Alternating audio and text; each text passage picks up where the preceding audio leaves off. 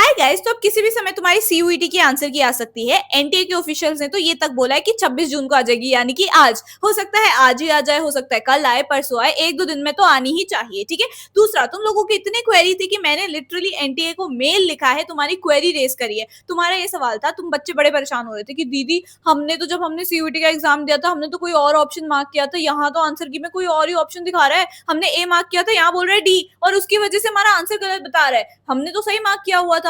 अब इसकी वजह से बच्चों के कितने मार्क्स नीचे आ रखे हैं। डोंट वरी, एनटीए की तरफ से एक गलती, जब एनटीए की तरफ से गलती होती है ना, तो वो अगली बार जो ये तुम्हारी इस बार आंसर की आने वाली है, हो सकता है ये फाइनल आंसर की हो सकता है ये रिवाइज आंसर की हो। ठीक है। जब भी आएगी ना, आप सभी को दिख जाएगा ड्रॉप लिखा हुआ वहां पे। तो कुछ ऐसे क्वेश्चन थे जो आउट ऑफ सिलेबस भी आ रखे थे। काफी सारे स्टूडेंट्स के मैंने कमेंट्स देखे थे, दीदी ये तो सिलेबस में मेंशन ही नहीं था, ये टॉपिक कैसे आ गया, ये तो डिलीटेड रहना चाहिए था, ये है वो है, ऐसे क्वेश्चंस। साथ में जिनने तुमने क्वेरी रेस करी होगी, साथ में जिन बच्चों का उल्टा ग्लिचेस शो हो रहे थे, बहुत ग्लिचेस हो रहे हैं, बच्चे परेशान हो गए यार एनटीए की गलती की वजह से। ठीक है।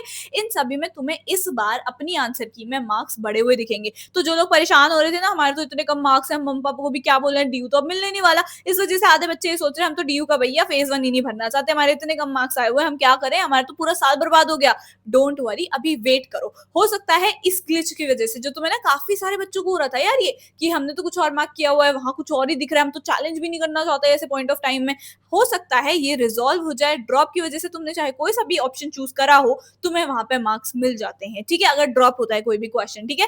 तो इसीलिए ध्यान रखना इस चीज का कि अगर कोई भी ड्रॉप हो, मान लो कोई एक सब्जेक्ट में 2 से 3 मार्क्स, 2 से 3 क्वेश्चन ड्रॉप हो, एनटीए की तरफ से अगर ये गलती होगी तो तुम्हें वो इस बार आंसर की में रिफ्लेक्ट हो जाएगा और तुम्हारे मार्क्स ऑटोमेटिकली ऊपर हो जाएंगे जब तुम कैलकुलेट करोगे तो। ठीक है। पहले तो नेगेटिव वाले जाएंगे, ऊपर से +5 भी हो ही जाएगा। अपार्ट फ्रॉम दैट, 2 से 3 भी अगर तुम्हारे पर सब्जेक्ट सही हो गए क्वेश्चन इन सभी की वजह से, तो सोचो सीधा सीधा अगर 3 क्वेश्चन होते तो 15 मार्क्स, वैसे 3 जो तुम नेगेटिव, 18 मार्क्स ऊपर हो जाएंगे। और हर सब्जेक्ट के देखे तो ओवरऑल तुम्हारा कितना अच्छा स्कोर बन जाएगा। तो तुम परेशान मत हो। और सीएसएस का लास्ट डेट तुम बार बार पूछे थे, क्या है लास्ट डेट, क्या है लास्ट डेट। तो भाई फेज 1 ना, पहली बात तो तुम्हारे अभी रिजल्ट नहीं आया हुआ है, अभी तुम्हारे पास आंसर की नहीं आई हुई है, ना ही तुम्हारा स्कोर कार्ड है तुम्हारे पास। जब वो आ जाएगा उसके बाद फेज 2 शुरू होगा, प्रेफरेंस फिलिंग।